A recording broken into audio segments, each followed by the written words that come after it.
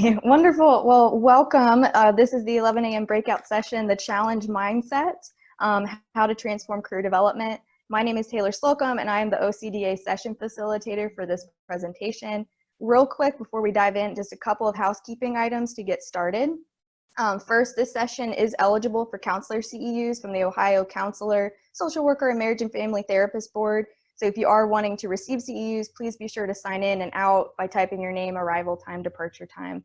I'm going to add a sample into the chat now, as well as the slides for today. So feel free to open these up and follow along with the presentation as well. Other thing, just if you get disconnected at any point, please don't panic. Just return and log back on in using the calendar invite, and also consider using the dial-in option if sound is the main issue or anything like that. So yeah, on to introducing our wonderful speaker today. I would like to say he comes all the way from Ontario, Canada to provide his amazing insights for today. He actually originally agreed to be a virtual presenter for us before we shifted fully to an online conference. So he has been ready for this for months, and we are so appreciative. I'm pleased to welcome JP Michel as our speaker for today. He is the CEO and founder of SparkPath. His work on careers has been featured on BBC, CBC, and TFO, and he's a very dynamic and thought-provoking speaker, which I know you'll experience today.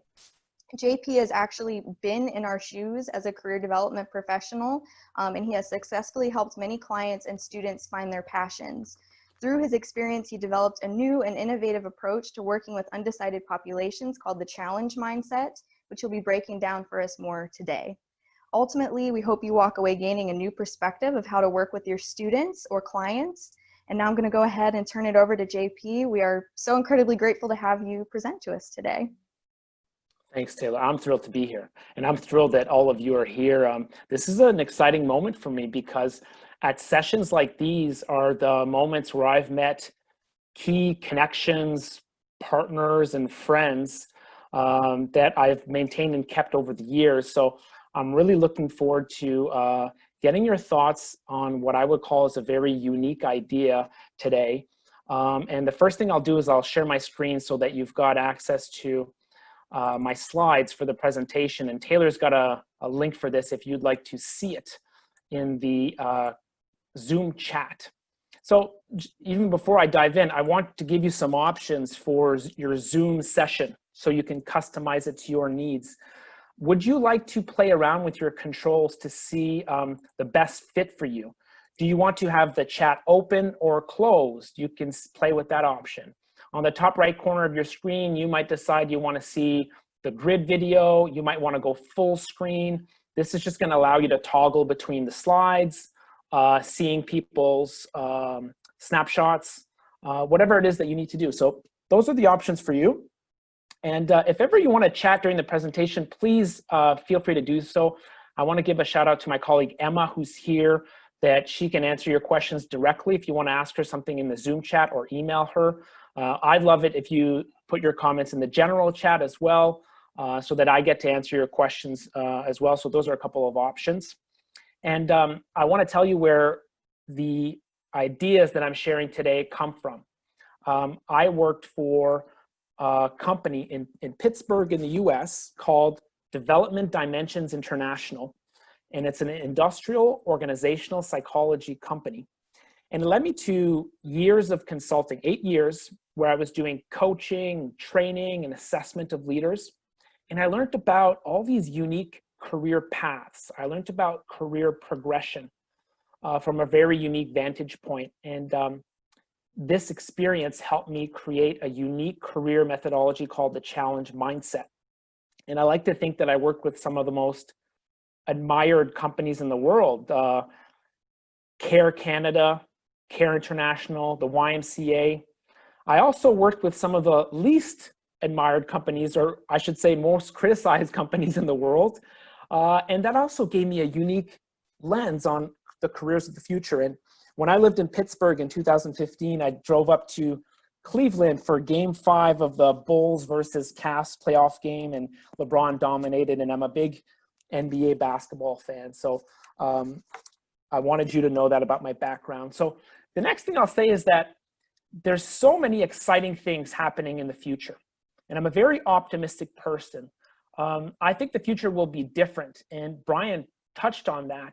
I want to spend a few minutes today talking about why and how, because with this context, it's going to lend us to having a new approach for how we help our students and our clients reach their full potential. And I've got something to show you today that's, I would say, easy and engaging for them to digest and to play with. And I want to give you the chance to transform your students and clients. So these are the 3 topics we'll deal with today. My goal is to work very hard at capturing your attention at the first stage here, where the future will be different. And then if I can get you there to the second stage, my commitment is to deliver something exciting that you can play around with that's relevant for you and your clients. A lot of people are saying, bonjour. How did you guess that I speak French? Very good guess. I am French Canadian. JP stands for Jean-Philippe. Very insightful. Looking forward to more insightful pieces of the chat. I got to say, I felt the energy during Brian's session. When he says passion, purpose, and possibility, that lights me up. I also know that when you ask about this with some of your students, they tell you, I have no idea what I want to do. I think my entire presentation is about, what do you do when they say, I have no idea what I want to do? He talked about promoting creative skills. Some of my students would say, well, why do I need these skills? I have a suggestion for how we can contextualize that.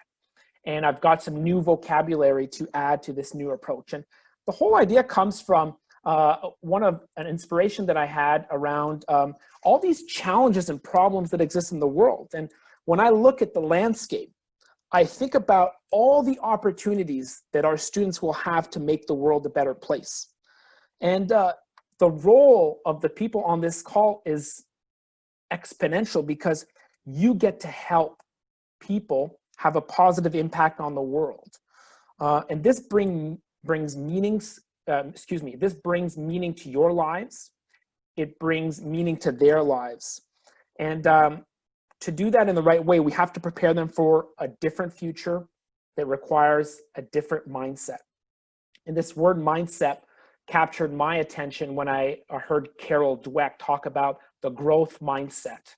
Have you heard of this, the growth mindset? I like this idea because what Carol Dweck suggested was that the people that have the growth mindset or develop the growth mindset think that intelligence can be developed.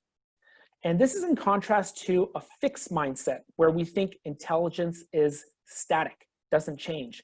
And this had huge, far-reaching implications for people in the education world, because it allowed them to see their work and their approach in a very different light. Today, I'm asking you, in career development, we also need a reframe of our mindsets that could change our beliefs, our underlying beliefs about human potential. Part of our current mindset currently, I would call the job title mindset. And if we think that career development is about job titles, well, the goal really for us is to help them explore occupations, make better decisions. And what success looks like for us is they've committed. They know what they want to do. If you don't agree with this mindset, you may believe in the challenge mindset, where you believe that career development should be about exploring challenges that exist in the world, where you learn career skills that help you adapt to a future that will change constantly.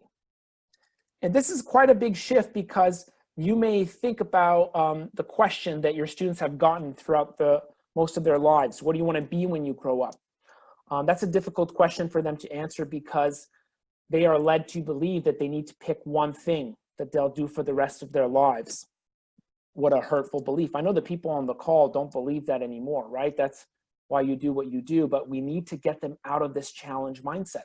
And I did a TEDx talk recently on this topic, and the whole goal was to challenge gently our education system so that they would think about broadening the way that they approach the career exploration questions.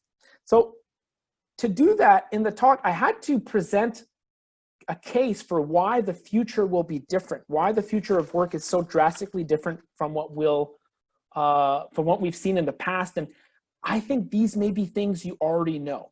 So let me go through these quickly. First off, we can expect more change in the future quickly. And one of the reasons behind that is this tremendous technology engine that's creating so much change. And some of that can be explained through Moore's Law. Moore's Law being a way to describe how improvements in computing power results in faster change over time with an exponential increase of change. Now, this change is going to lead us to new challenges to take on in the future. Social media, big data analysis, the importance of cybersecurity. These are new opportunities and challenges that were difficult to predict even 20 years ago. We also know that we're already working in a world that's a combination of human plus machine, where different skills are needed, different approaches. And this highlights the need to have some thoughts about what the future will look like. And it's hard to anticipate what the future will look like because it's difficult to predict, right? So let me show you a real example of what this looks like. What does prediction look like? There's a famous clip online that was filmed in 1994. It's the Today Show. It's like a morning show. You probably all know it. And the host of the show. Oh, yeah. You remember this? Yeah. The host of the show is actually reading an email address out loud for the first time. Do you see the @ symbol? You know what an @ symbol is. Imagine the first time you read an @ symbol. So he said out loud on the show, what does the @ mean, right? And then he asked another beautiful question that kind of made him internet famous, like as a meme, because he asked, what is internet anyway? And this probably sounds funny to us, but I'm going to make the argument that the host is not someone who is misinformed, not connected. It was just the first time he was exposed to this, okay? So imagine, this is the zeitgeist of the moment. What is internet? This is 25 years ago. Now, what are we going to be saying 25 years from now? What are we going to be laughing at about what we're saying in 2020 in 25 years? What about 40 years from now? I like the number 40, by the way, because if we can imagine what the world in 2060 will be like, well, the peak earning years of teenagers today are in the year 2060. So it's not like it's not relevant because we're literally preparing them for this moment in time. So if you want to imagine what the world will be like in 2060, what do you see? What's the next internet is a question I could be asking you.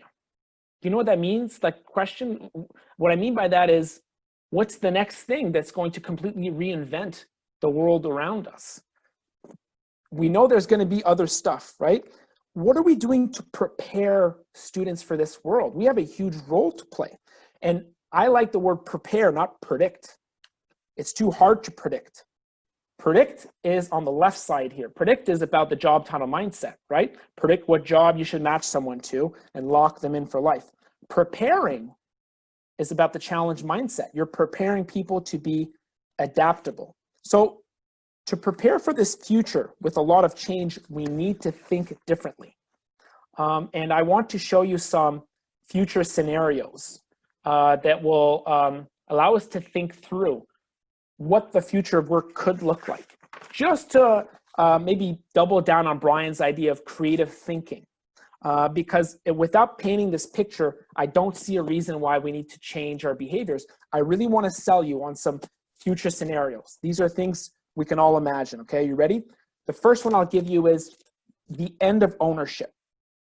You no longer buy products at all. What you buy are services. You don't own a home. You rent a place to live where everything is taken care of for you. You don't buy a laptop. You subscribe to work support. It's a system that you pay for monthly where all your tools are automatically upgraded and updated all the time. You don't even buy toys for your kids.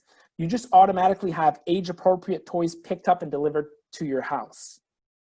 How can we prepare a generation with this future scenario? It's all about services then. How can you pivot everyone so they can provide excellent services? Let me give you another imagined future scenario. There are 5 companies that run the world. little scary, but follow my train of thought here. Google, Facebook, Amazon, Apple, Uber, they've decided to buy out all of the other services and companies in the world. How would this impact careers? How do you apply for a job in that context? All right, what about the opposite of this doomsday scenario? Let's say that the monopolies of these companies were so powerful, we had to break them up, the government stepped in, and now there's a new law that says companies can't have over 100 employees. Okay, how would this impact the way that we work? It's quite different, isn't it? Another scenario, everything is tracked. Everything has the internet on your body, okay? Your watch, there's a chip in your stomach measuring your microbiome levels. Everything is about biohacking and measured life. How does that change, our approach to work? How does that impact performance measurement if your employers have access to that data? Are these wild predictions? I tried to provoke a little bit with this, but I would argue that they aren't, because I came up with these just based on things I know. What about the things that we don't know? How will the things we don't know impact the change in the world? Okay, I've got another really wild prediction to share with you before we transition, but I just want to check in. I'm dying to see what you said in the chat. Okay, so Allison, you're bought in for the age-appropriate toys. I'm so glad. Okay, Cole says service-centric would mean more EQ. Great connection there. I see that too. Yeah.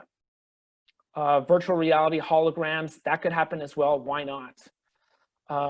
Ankin, you've got a suggestion about COVID-19, and you probably guessed where I was heading next, because that's exactly what I'd like to share about what's coming next. Because imagine a future scenario where a global pandemic stops or slows down our economy, okay? Let's say that a virus that we don't completely understand is preventing us from going outdoors or going to our workplace, and it changes the way we work, it reinvents industries. I mean, we're living that, right? And it would have been very difficult to predict in February. So the case I'm making is that in a fast changing, unpredictable future, helping people choose one job title is not enough.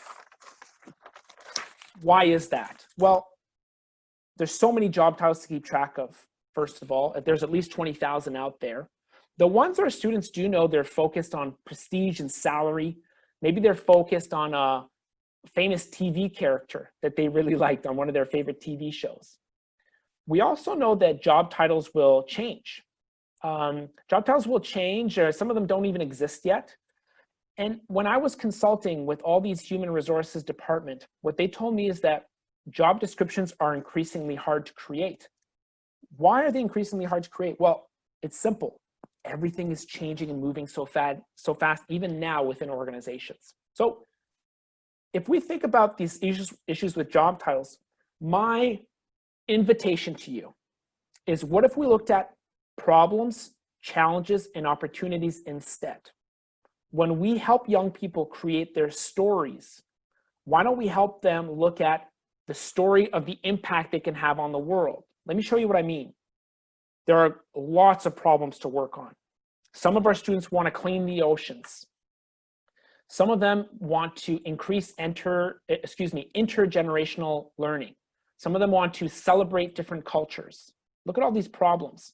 Some of them are local, by the way. Some problems are, well, how can we improve our local park? How can we build furniture that lasts? How can we encourage voter participation? I even want to pose a challenge to the group, and this I'm going to ask you to put your answer in the chat. Can you tell me which challenge speaks to you? What would you rather do? Would you rather help invent new biotechnology or promote healthy living? Can you take a second to think about this and then put your answer in the chat? If you had to follow your heart, which challenge would you rather work on? Invent new biotechnology or promote healthy living? Let's see.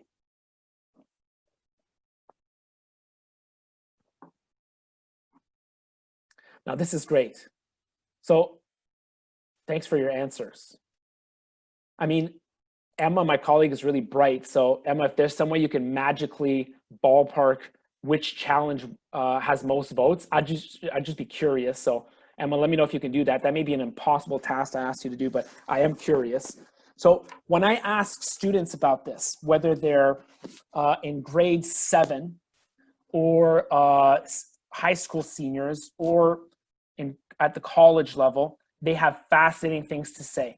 Because I asked them, well, why did you pick that card? Why did you promote healthy living? And then I can listen to their values, their experiences, their interests. It touches on something deep within them. And it's fascinating to listen to them. The people on this call, I'm guessing you're great listeners in terms of percentiles compared to the average person. You're like in that upper echelon of top, I don't know, 10, 20% of listeners. And you can probably anticipate the beautiful things that someone would say when they are asked about their top challenges. Let's give you another one. Actually, no, I might check if Emma's done a magical. Okay, Emma, you're the best. Promote healthy living wins. We've got a winner. It's like March Madness. We're going to round 2. Round 2 says, would you rather improve mental health or design the future of transportation? Let's do it again. I want to know. Improve mental health or design the future of transportation? Which challenge would you choose? All right, I'm watching the chat go quickly. Improve mental health is dominating so far. This is one of the most popular challenges that I present to students, by the way, because I think we're finally talking about it as a society, which is a good thing. So if we were to really do a challenge playoff in a sense, now we could do another round where we'd say, would you rather improve mental health or promote healthy living, for example? This is an activity I do in the classroom, by the way. It doesn't matter if it's a college classroom or high school classroom. And we get students to vote with their feet. Can you imagine that, by the way? Students stand up on one side of the room or the other based on the challenge that speaks to them. Then they have a debate. Look at Julie in the chat. Julie said, I'd rather design the future of transportation. That's like, that's not what the majority chose. So I would ask Julie, why did you choose the design of the future of transportation? And then could you imagine the debate that would go on? This is an extremely engaging way of getting students to think beyond job titles to challenges that they want to work on. Okay, that's a concrete activity that you can feel free to do on your own because you've got my slide deck. You can literally do this in the fall with your students, whether you do it online, an online version, or I'm hoping one day you get to do an in-person version of this because it's such a beautiful activity. Now, the message I share at the end is if you don't choose the challenges you want to work on, someone else will choose for you. I like to tell them twice. If you don't choose the challenges you want to work on, someone else will choose for you. I'm glad you want to be a lawyer. I'm glad you decided to be an engineer. Who are you going to work for? When you graduate, are you going to send your resume to 100 different companies and hope that someone hires you? That's what a lot of people tend to do. But is that company who's going to give you a job offer, are they aligned with your values? Are they working on the challenges that you care about? That's what I want to provoke their thinking around. Now, in the traditional approach to career development, we've asked students, okay, let's start with your favorite class. Do you like math? If you like math, you can go to college and study accounting. That will lead you to the job of an accountant. And then you get to work for a firm of accountants. Pretty linear, right? Straightforward. That's what we want, linear. But when you're 30, as an accountant, you think, okay, what are the challenges I'm working on as an accountant? Maybe you're helping your clients be more fiscally transparent so they make better financial decisions. Maybe you help companies adjust their finances so they pay the smallest amount of taxes possible. And maybe you love that challenge, or maybe you hate it. Do you know someone that this has happened to, where they really got there at the end, they're like, oh, it's not even that. That's not even the challenge that speaks to me. What I'm inviting you today to do is to flip the model. What if you started with challenges first? Help your students explore challenges, problems, and opportunities that speak to them. Then Let them work backwards to find the companies working on that now. Who are the people that work there? What jobs do they have? And what did they have to learn to be able to contribute? What do you want to learn? What classes do you want to take to help you contribute?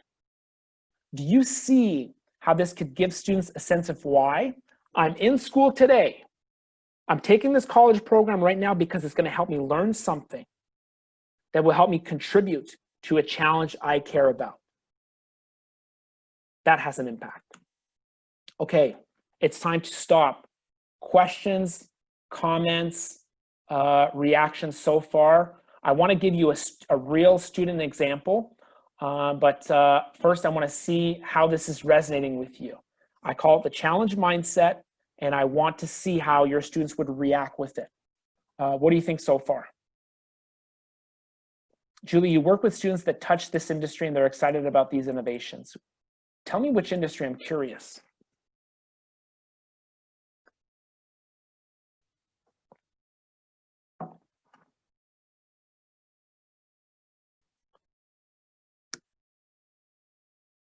Okay, well, listen, I took my glass of water. I think you're all still with me. We got 108 people here. Okay, we got some comments coming in. If a student doesn't know what challenges they care about, how do you coach them?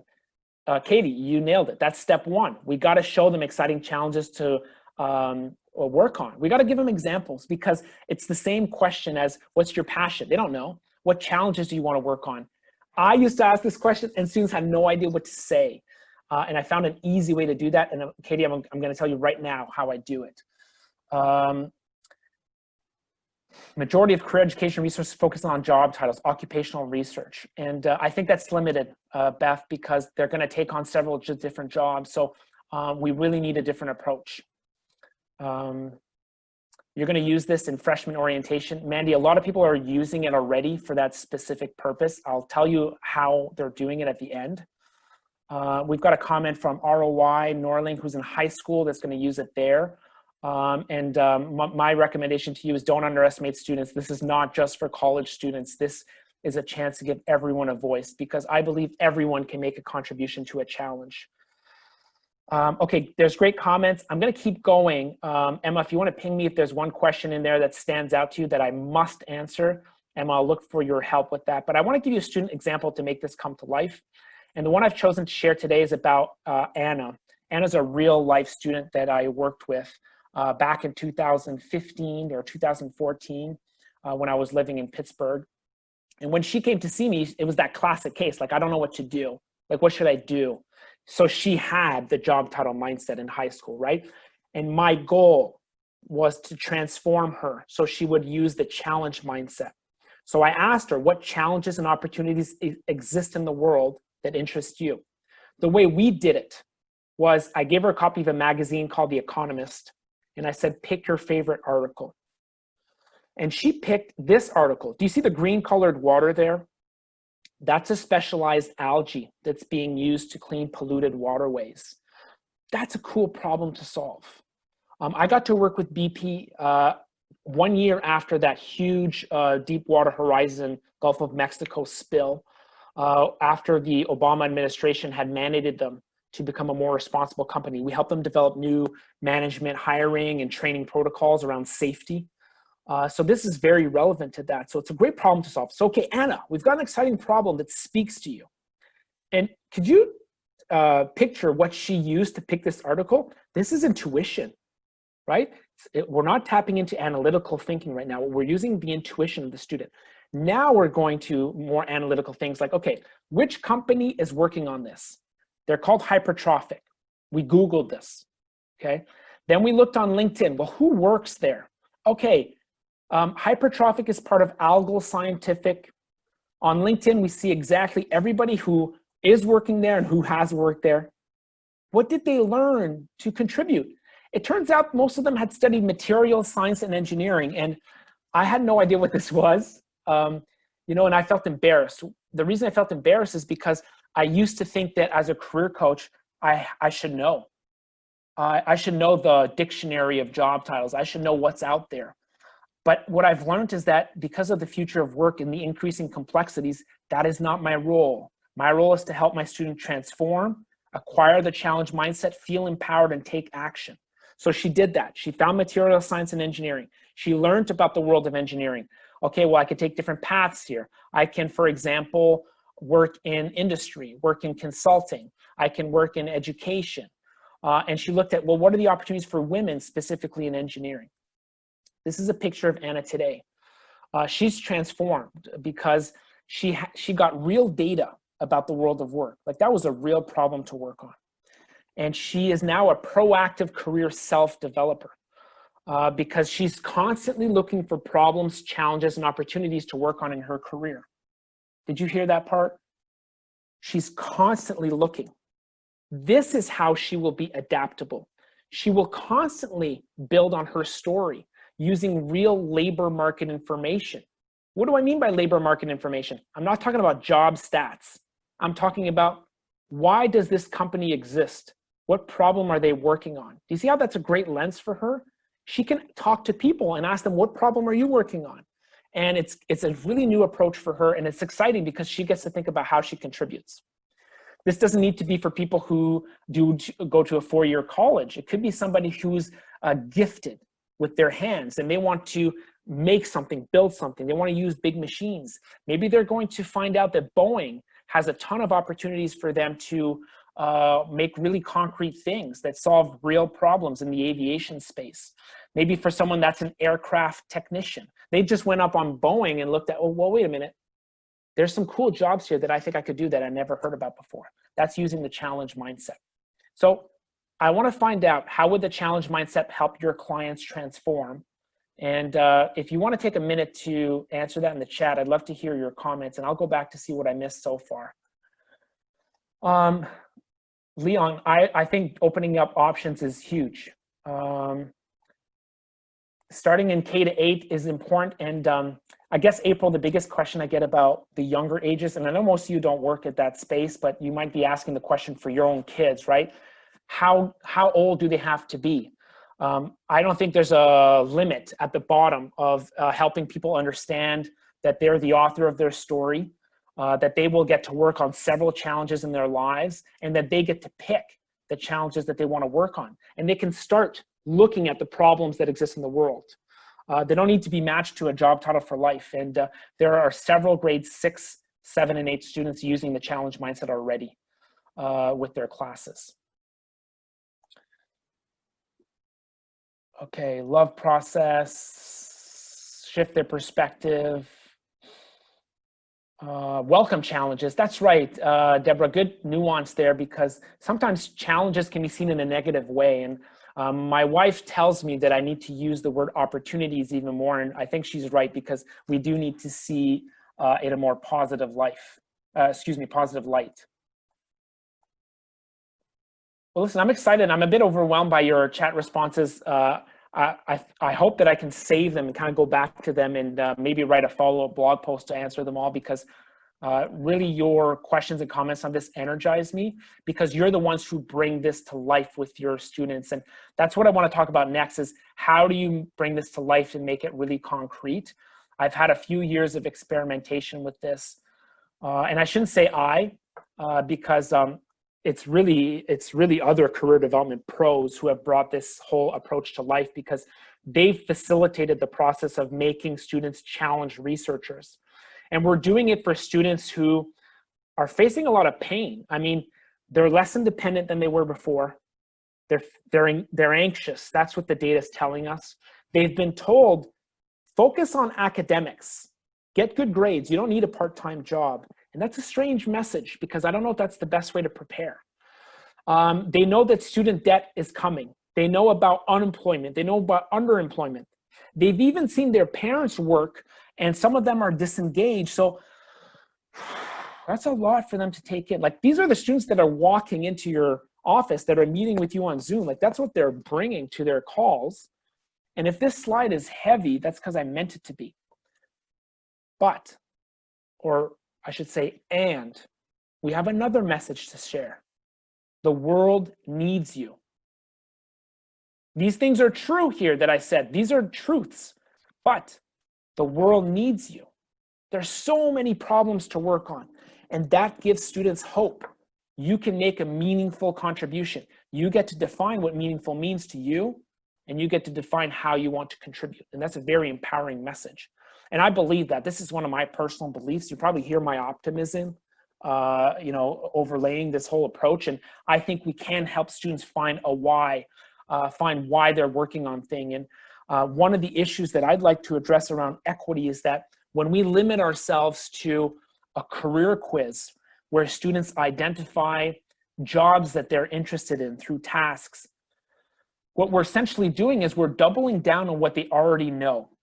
So what about your students that come from a background where they've dealt with challenges and obstacles, where maybe they don't have family members that have been exposed to a breadth of jobs and opportunities? This is a huge issue in equity, because if you get them to do a career quiz that matches into a job title that they're already familiar with, what you're doing is you're doubling down on what they already know. You're sort of reinforcing these issues and disparity that our jobs are to, our roles are to transform and change and to break. Like, we're limiting them at a time where we should be broadening their exposure. And there's a big social justice issue with how we're doing this. Listen, I'll be straightforward. I like the Holland Codes. I like splitting up the world of work into 6 pieces of the pie. It can help you learn so much about what the world of work looks like when you don't know what it looks like.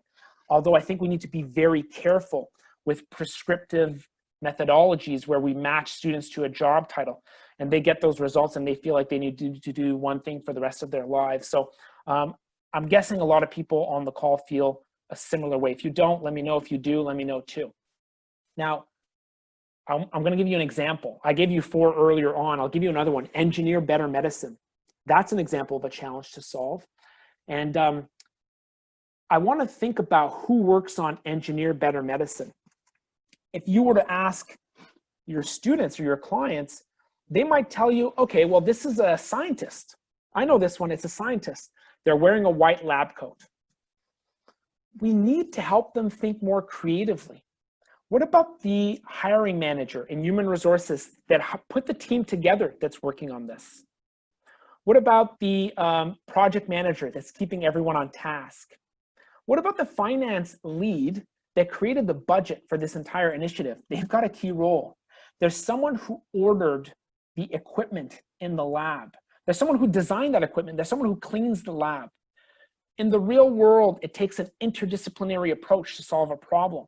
And I think we need to tell our students now so that they could feel some freedom around how they want to contribute, how they want to match their major to the challenge that they care about. There's a lot of creative possibilities that exist here. And that's actually the way that the real world of work works. It's not just a biologist or a chemist that's working on this. And I think our students have the capability to understand that nuance. Now, I kept running into this issue where students didn't know what to say when I said, what challenge do you want to work on? And I created a deck of cards called the challenge cards, which I wanted to make it as simple, fun, engaging as possible for students to pick challenges that they wanted to work on. And that's what I did. I got help from a designer who made these pretty pictures and put them on cards. And it helped students discover, look at all these problems that exist. And I now have a physical version. I have a digital version that's being used in schools. There are 12,000 decks of cards in use now around the world. And the reason people are getting them is because they want to give students a new way to access the world of work. It doesn't need to be just through job titles. We've already talked about why this is a limited approach. So for me, it's my whole career has pivoted around supporting educators who use this specific tool. And because people said, well, we have huge campuses, we can't see everyone like in person, I made a digital version in November. And then, of course, with everything that happened with COVID and the quarantine, people have been asking me for help, like we need to deliver this remotely. So the timing was, the timing for supporting people was right there, given everything that happened that was obviously unfortunate. So let me just pause here. I want to show you sort of at a granular level, how do you dig in and get students to actually do this stuff to get results? I want to give you some really concrete examples. I'm just going to check in on the chat to see if there's some urgent things that I can address. Can't wait to check this out. I love these cards. Well, listen, I know it's like, it's not easy to listen to a Zoom presentation. You've already been on all morning. So I decided I'm going to give away these cards to someone on the call. It's like my thank you. And I've got a survey at the end that asks, what did you like about my talk? What should I change for next time? And if you want to put in your email, I'd love to give away like a month of access to the digital challenge cards. I hope that's helpful for some of you that are doing remote work. I don't know how much of it you're doing, for the rest of the semester or for the summer, but I hope that's helpful for people. So you'll definitely get a chance to look at that. And Emma, if you want to help me with that in the chat, just capturing people's questions and comments. But I just want to get really tangible and concrete because some of you are thinking, I'm ready, I want to do this tomorrow. So I want to show you how educators are using this. So what's the first thing after you pick a challenge? I want you to find companies to work on. In this case, I've got an example of a student report where I asked them, go find companies working on the challenge you care about. And I think in this case, the person chose improve mental health. That might have been one of their top challenges. Usually I ask them to pick their top 3, by the way. So they found companies working on this. Often that's because they just Googled the name of the challenge. Like, I want to improve, which companies improve mental health? And then I want them to look at different people doing that. And those of you who have access to my slide deck, I'll make it available later on, but you can actually go look at what that profile looks like. I've got a sample of it where someone literally goes through, these are the challenges I care about, which companies are working on it, who are the people that are working on this that care, and how can I talk to them? Because I think informational interviews are a key part of this. And then they get to think, what's the education that I need? What do I need to learn to be able to do that? Some of your students don't know which major to pick. I think this is a great frame for, well, take a major that's going to help you make a contribution to the challenge you care about. Then go pick up some skills, whether it's those creative skills Brian was talking about or other concrete skills, and then figure out how that can make a dent, on the challenge you care about. A couple of examples for you. The University of South Florida was, I believe, the first to use the digital challenge cards, and they used it for their major expo. They reinvented it. Let me explain what they did. All 400 students who participated to the event were invited to just pick their favorite challenges. So they walked into this major expo where, could you imagine what it looks like, by the way? There's like a bunch of booths, and then, the business department saying, come study business, psychologists saying, come study psychology, come study health sciences. Well, the students would go up to the booth and say, these are the challenges I want to work on. How can you help? Each department was trained in the challenge mindset. And then they got to say back, oh, okay, well, if you want to design the future of transportation, here's how a business degree can help you. And it turns out that this whole challenge mindset speaking came naturally to the departments. Like, they were able to do that and connect with that approach. So that really changed the way that they're speaking about how to pick your major at the University of South Florida. Here's another, I've got another example I wanted to tell you about. Yeah, University of Western Ontario. They did this with their employer fair, their career fair. They said, okay, well, forget what you want to be when you grow up. What challenges do you want to work on? And they had 1,000 students choose their favorite challenges. And then they said to the employers, tell them, you know what, I got to show you this because I want you to see it in action. This is an innovation. This is an example of educators taking my tool to the next level. They said, once you choose your favorite challenge, come back and find out which employers are coming to campus that are working on that. If you pick promote healthy living, these are the employers on campus that say they do this. Go talk to them about it. So imagine now you've got a 19-year-old student, a 23-year-old student that comes up to a group here and says, St. Elizabeth, how do you promote healthy living? And it creates a different conversation, a different dialogue between both of them, which I think is great because it's hard for students to approach employers, right, at that stage of their careers, right? Some of them don't know what a company is yet, right? Like, some of your students know Nike, the brand, but they don't know Nike, the company. So how can you introduce them to that? Some of your students, they have Instagram, the app, on their phone, but they don't know Instagram, the company. So the challenge mindset helps them to think about, well, why do these companies actually exist? And I think that's a huge change in the approach. So lots of positive comments coming in. I'd like to hear from you, questions, comments, reactions, things that I haven't addressed yet that you think are missing. I'm very open to your ideas, your feedback. I should tell you that the whole thing grew. Like 2017, I presented this at the NCDA conference in Florida. And that was the first group of users. And since then, educators have said, listen, you forgot these challenges, change it. We need it online, change it. Give us these, educator guides with all the material. So I'm just trying to keep up with supporting people to do that. What were some ways to get faculty buy-in? Oh, that's a huge question, Leon, and it's very relevant to everyone in the group, because if you're like me, what you might want to do next is, I'm going to go tell someone about this. My advice to you might be counterintuitive. Don't do it. The way I presented this to you today is very theoretical. It's for experts. It's for pros. The next person you tell, you have to get them to live it. That means they need to experience the challenge mindset first. So you can use the challenge cards, my tools, but you've guessed that you can use any tool to do this. It's a magazine. Just give people the option. Help them choose which challenges they want to work on. And then help them explore that by asking them powerful reflection questions where they get to create meaning out of the cards they pick. Why did you pick that card? What difference do you want to make in the world when it comes to that? What skills do you have that can contribute?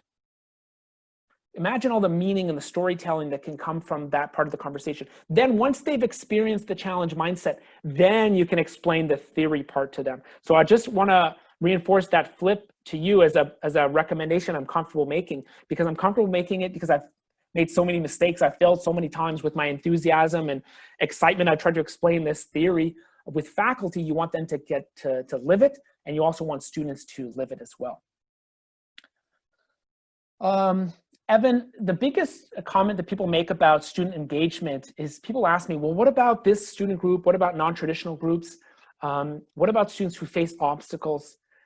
The biggest user design feature that I built in through all the testing and research I did with this was to make it the easiest, most accessible tool I could. So do you remember how Anna just chose an article that she liked?